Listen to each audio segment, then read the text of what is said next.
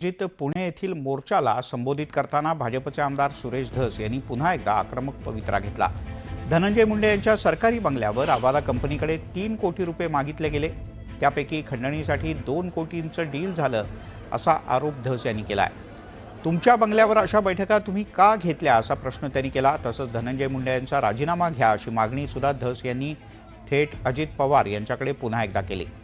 देशमुख हत्या प्रकरणात आका असो किंवा मोठा आका आरोप सिद्ध झाले तर फाशीच झाली पाहिजे असंही धस यांचं म्हणणं आहे।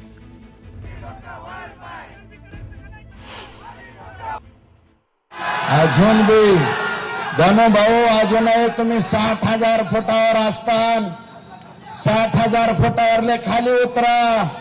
या असल्या बैठका तुम्ही कशा घेतल्या? 3 करोड़ में फाइनल, बाद में 2 करोड़, 50 इलेक्शन में। अरे निवडणुकीचा निकाल लागूच तर तरी दम काढायचा। तुम्ही मस्ताव जोगला गेला आणि काय दोष आहे आमच्या संतोषचा? धनंजय मुंडे यांच्या सरकारी बंगल्यावर त्याचं नाव आहे 7 पुडा।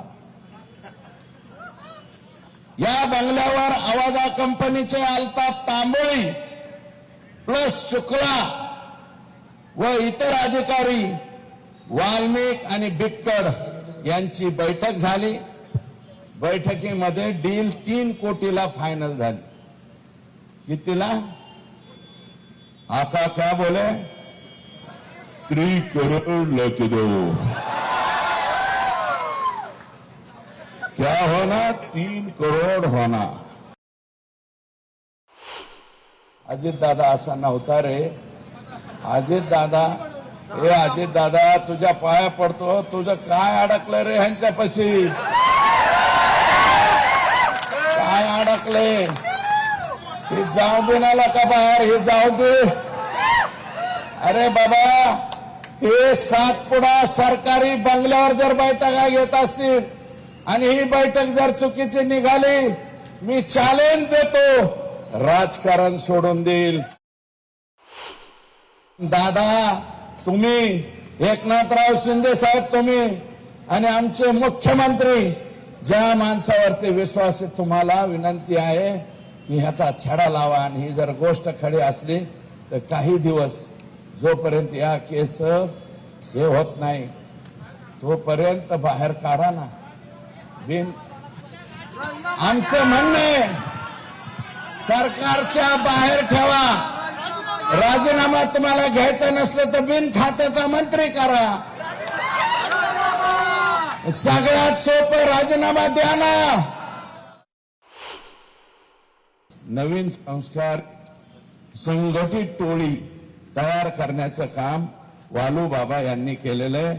आणि वालूबाबांचे म्हणजे आका आणि ह्या आकांना त्याच्यापेक्षा मोठ्या आकाचा परिपूर्ण आशीर्वाद असल्याशिवाय हे झालेलं नाही, हे नम्रपणे या ठिकाणी भाजपचे आमदार सुरेश धस यांच्याकडून सातत्यानं मंत्री धनंजय मुंडे यांच्यावर टीका केली जाते।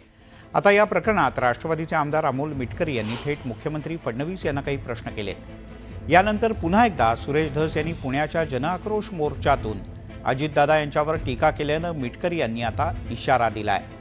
पुण्याच्या मोर्चानंतर भाषणात अजित पवार यांच्यावर टीका करण्यात आली। याची गंभीर दखल पक्ष पातळीवर घेतली जाईल। अपशब्द वापरण्याला ज्यानं वापरलाय त्याला त्याचा परतावा व्याजासकट मिळेल असा इशारा राष्ट्रवादीचे आमदार अमोल मिटकरी यांनी दिलाय।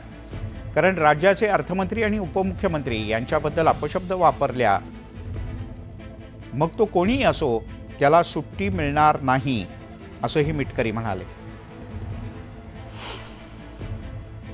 तू बालवाडीत सुद्धा नाही अजून, तू माझ्यावर बोलतो। बालवाडीतल्या लेकरांनी माझ्यावर बोलू नये।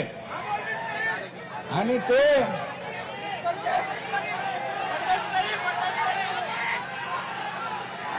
चला जाऊ द्या, बाकीच्यांना मला नो हेअर करायचे, इतरांना मला नो हेअर करायचे। अरे काय लख लाभ, तुम्हाला काय बोलायचं ते बोला रे माझ्यावर, मला तुम्हाला उत्तर द्यायचे नाही। पुण्याच्या मोर्चाच्या नंतर स्टेजवरची काही भाषणं आम्ही आता ऐकत होतो। राष्ट्रवादी काँग्रेस पक्षाचे राष्ट्रीय अध्यक्ष आदरणीय अजितदादा यांच्यावर काही नवीन प्रवक्त्यांनी जोशाच्या भरात एकेरी भाषेमध्ये अगदी खूप खालच्या पातळीवर टीका केल्या. याची गंभीर दखल पक्ष पातळीवर घेतल्या जाईल आणि राज्याच्या अर्थमंत्र्यांना आणि उपमुख्यमंत्र्यांबद्दल असे अपशब्द वापरले त्या कोणालाही सुट्टी भेटणार नाही. त्याला व्याजासकट त्याचा परतावा मिळेल. वळूयात पुढच्या बातमीकडे.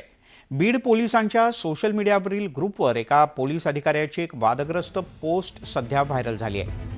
मी जर प्रेस घेतली तर या खासदाराची चड्डी राहणार नाही, अशी पोस्ट व्हायरल होते. या पोस्टवर खासदार बजरंग सोनावणे यांनी प्रत्युत्तर दिलंय.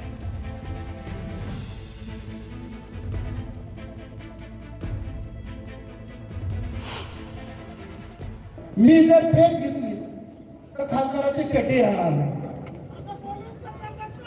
तर माझं म्हणणं असं आहे, माय बाप अधिकाऱ्यांना द्या. महाभारतामध्ये आमच्या द्रौपदीचं वस्त्रहरण करायला दुर्योधनाला, आताच्या कलियुगामध्ये माझं वस्त्रहरण करायला तू जर येणार असेल तर कोण प्रश्न येतोय हे बी बघू. पण तू जर एकदा प्रेस घे, माझी विनम्र विनंती की तू एकदा प्रेस घेऊन कर काय करतोस ते कळत तर मला.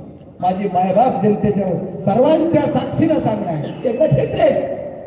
माझं काय 2 नंबर उघडे कर, माझं काय लपडे उघडे कर, माझे कुठं पैसे घ्यायला काढून येत उघडे कर, माझं काय उघडे कर, पण तुझं तर कायच राहायचं आहे. तिकडे बीड